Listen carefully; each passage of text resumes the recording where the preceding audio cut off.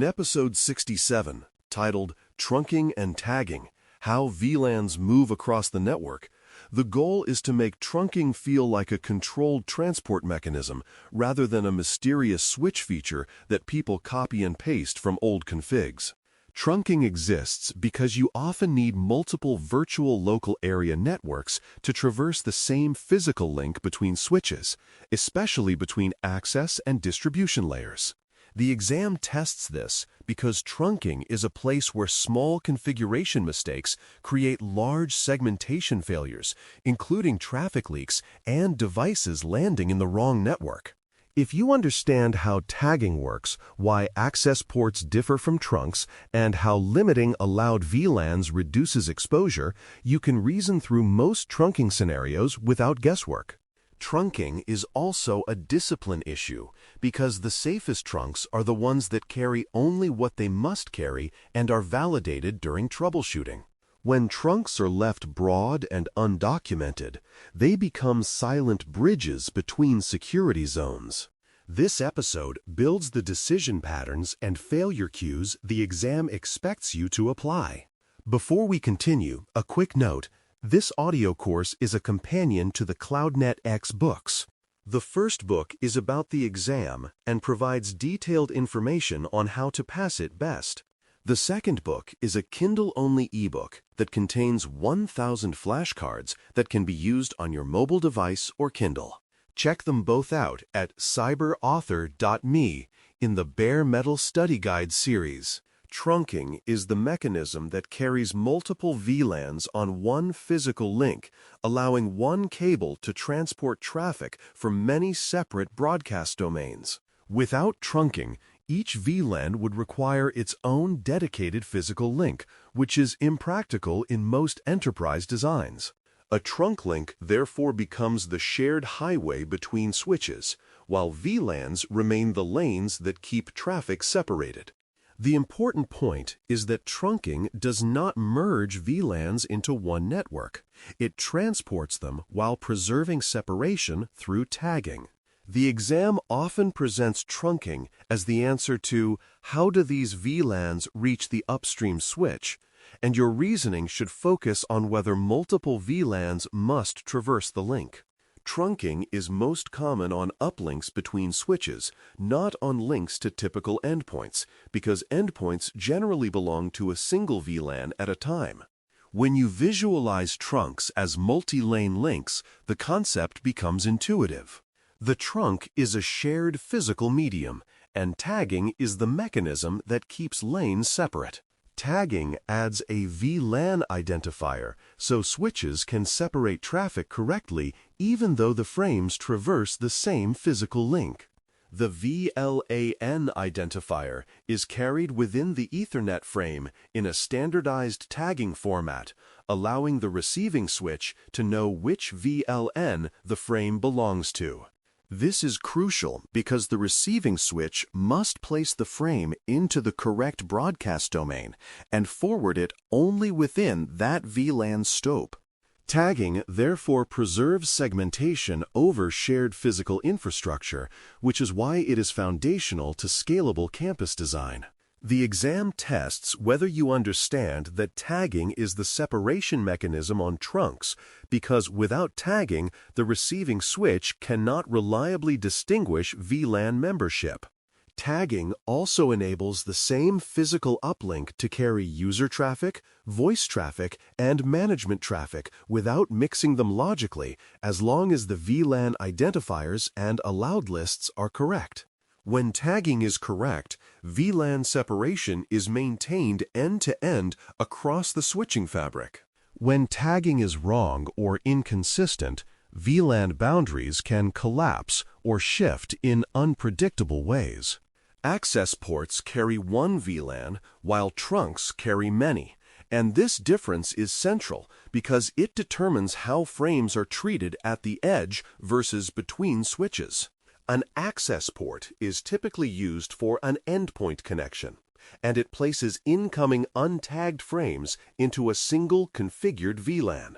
It also sends frames to the endpoint without tags, because most endpoints are not expected to interpret VLAN tags. A trunk port, by contrast, expects to transport multiple VLANs and therefore uses tagging to identify VLAN membership for frames crossing the link. This means trunks are usually used between switches, between a switch and a router interface that supports multiple VLANs, or between a switch and certain specialized devices that understand tagging. The exam often tests this by describing a device that cannot communicate because it is plugged into the wrong port type, and the fix is to align the port mode with the device's expectations. Confusing access and trunk ports is one of the fastest ways to break segmentation or strand devices. When you can state this difference simply and consistently, trunking questions become straightforward.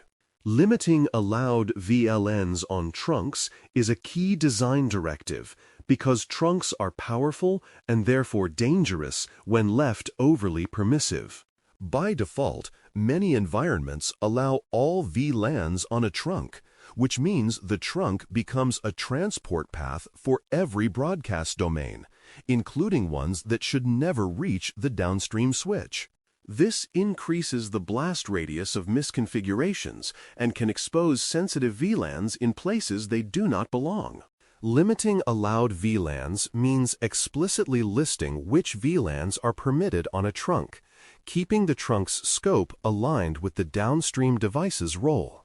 This also reduces unnecessary broadcast propagation, improving stability by ensuring that only relevant VLAN broadcasts traverse the uplink. The exam tests this because it is a security and resilience best practice, and it reflects least privilege at the network layer. When a trunk carries only the VLANs needed for that access switch, a compromise or mispatching at that switch has fewer opportunities to affect unrelated segments. Limiting allowed VLANs also improves troubleshooting because the set of VLANs is known and intentional rather than sprawling and ambiguous. Native VLAN considerations are important because the native VLAN is the one that may traverse a trunk without tags, and mismatches can cause leaks or misclassification of traffic. Some trunking configurations treat untagged frames on a trunk as belonging to a specific VLAN, commonly called the native VLAN. If two ends of a trunk disagree on what the native VLAN is, untagged frames can be placed into different VLANs on each side, leading to traffic appearing in the wrong segment. This can create subtle security issues because traffic that should be isolated may leak into another VLAN without anyone realizing immediately. Native VLAN mismatch can also cause troubleshooting confusion because the trunk appears up and tagged VLANs may work, while one segment behaves strangely. The exam often uses this concept to test attention to segmentation integrity because untagged traffic on a trunk is an exception that must be handled consistently. A disciplined design ensures the native VLAN is explicitly defined and consistent, and often ensures that the native VLAN is not used for sensitive traffic. When you understand native VLAN as the handling rule for untagged frames, the mismatch risk becomes easy to explain. A common scenario is connecting an access switch to a distribution switch with a trunk because the access switch must carry multiple VLANs upstream.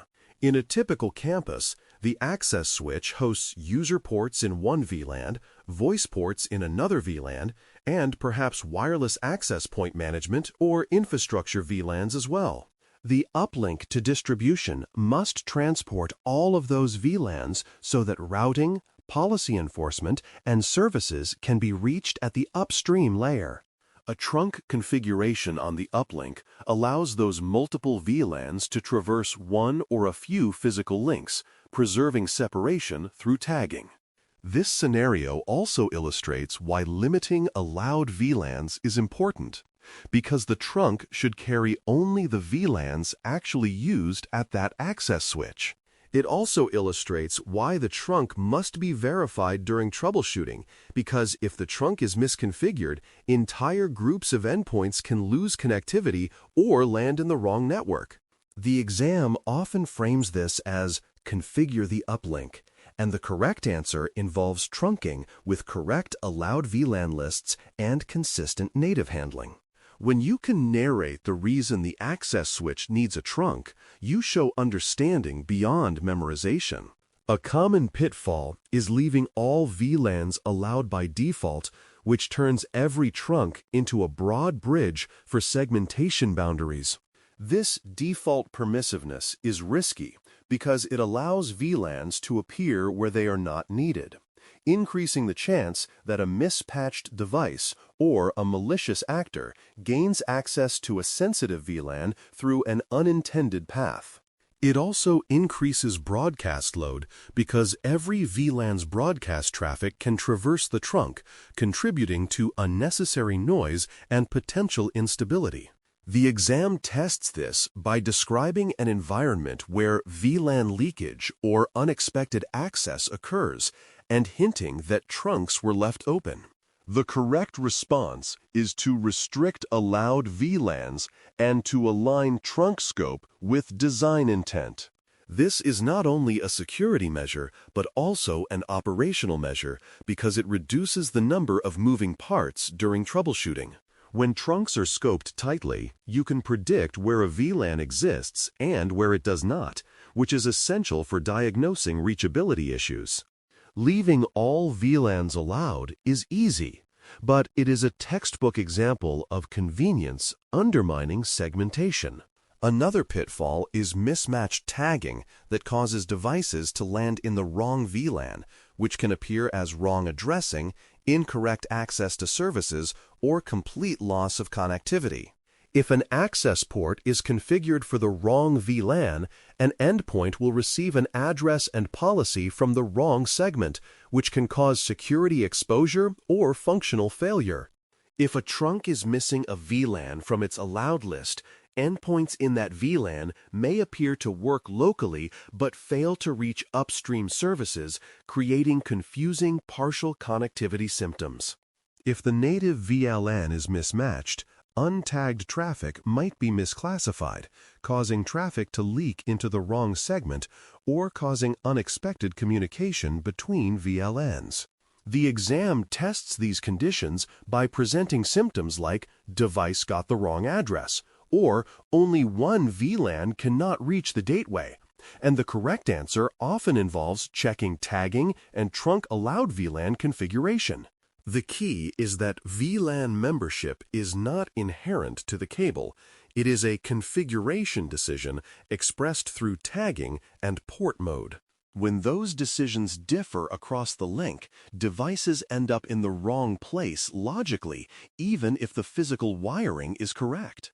Quick wins include standard trunk templates and change control, because trunking errors are often introduced through inconsistent configurations and ad hoc changes. A standard template defines what trunk settings should look like for an access to distribution uplink, including allowed VLAN lists patterns, native VLAN handling, and any additional features required by the environment. Templates reduce drift because every uplink looks similar, making it easier to validate and easier to troubleshoot. Change control matters because trunk changes can affect many endpoints at once, and unreviewed changes can break connectivity or create security leaks. The exam often rewards answers that include standardization because it reflects operational maturity and reduces the chance of misconfiguration. Templates also support audits because you can compare actual configurations to an expected baseline. When trunks are managed as controlled assets rather than as hand-tuned exceptions, VLAN segmentation remains stable as the network evolves. An operational cue is to verify trunk status during troubleshooting steps because many VLAN reachability issues trace back to trunk misconfiguration or trunk negotiation problems. Verification includes confirming that the link is operating as a trunk on both sides, that the expected VLANs are allowed and active, and that the native VLAN behavior is consistent. It also includes checking whether the trunk is actually carrying traffic for the VLANs in question, because a trunk can be up but not forwarding the VLAN due to configuration or spanning tree state. The exam often expects you to include this verification in your reasoning because it demonstrates methodical troubleshooting rather than guesswork. Trunk verification is also important after changes because it confirms that segmentation remains correct and that no unintended VLANs are traversing the link. When you treat trunk verification as a standard step, you catch errors early before they become outages or security incidents. Operationally, a trunk is a critical control point because it determines where VLANs exist. A useful memory anchor is tag, allow, limit, verify, document, because it captures the actions that keep trunking secure and predictable. Tag reminds you that VLAN identity is carried through tagging, so separation is preserved over shared links. Allow reminds you that trunks carry only VLANs that are explicitly permitted, and that the allowed list is the control surface for exposure. Limit reminds you that least privilege applies to trunks, meaning you should restrict VLAN scope rather than default to all. Verify reminds you that trunk state and VLAN presence must be checked during troubleshooting and after changes to prevent silent drift. Document reminds you that trunks and allowed VLAN sets should be recorded so the design intent is clear and can be audited. This anchor helps you answer exam questions because it turns trunking into a disciplined set of controls, not just a configuration line. When you apply it, you naturally avoid the common pitfalls of broad exposure and mismatched tagging. It also gives you a structured way to justify why a proposed trunk design is safer. To apply the concept, imagine picking a trunk configuration for a 3 VLAN environment and focus on carrying only what is needed while maintaining consistent native handling. If the access switch serves a user VLAN, a voice VLAN, and a management VLAN for access points, the uplink trunk should allow exactly those 3 VLANs and no others. The native VLAN should be explicitly defined and consistent on both ends of the trunk, and it should not be a sensitive VLAN where untagged traffic would create risk. If one VLAN does not need to traverse the uplink, it should not be allowed because unnecessary VLAN presence increases exposure and troubleshooting complexity. You would also ensure that access ports remain configured for a single VLAN appropriate to each endpoint and that tagging is not expected by devices that do not support it. The exam expects you to reason about scope and consistency rather than to provide vendor syntax, and the safest answer is always the one that limits exposure while enabling required connectivity. When you can explain why each VLAN is allowed and why others are excluded, you demonstrate the correct decision pattern.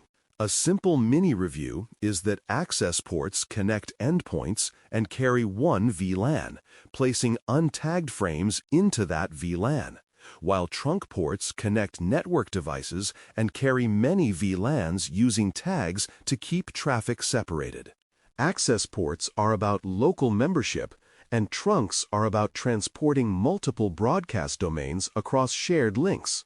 Tagging is what makes trunks safe, and allowed VLAN lists are what make trunks least privilege.